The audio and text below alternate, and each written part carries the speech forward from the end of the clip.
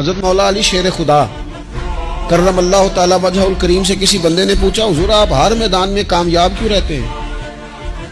फरमाने लगे, जीत हार तो रब करीम के दस्ते कुदरत में है, लेकिन जब मैं उतरता हूं ना मैदान में तो मैं दुश्मन देख के पहले ही फैसला कर लेता हूं कि मैंने इसके पेट में खंजर मारना है कि गले पे, मैं जीतने के लिए मैदान में उतरता हूं।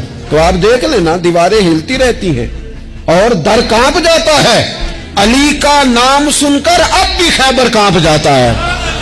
क्यों? कि कहते हैं मैं ज़हन बना लेता हूं कि मैं इसे काट के लाऊंगा, मैं डरता और सहमता हुआ मैदान में नहीं उतरता। तो ज़हन होता है कि आज लड़ूंगा तो जीतूंगा।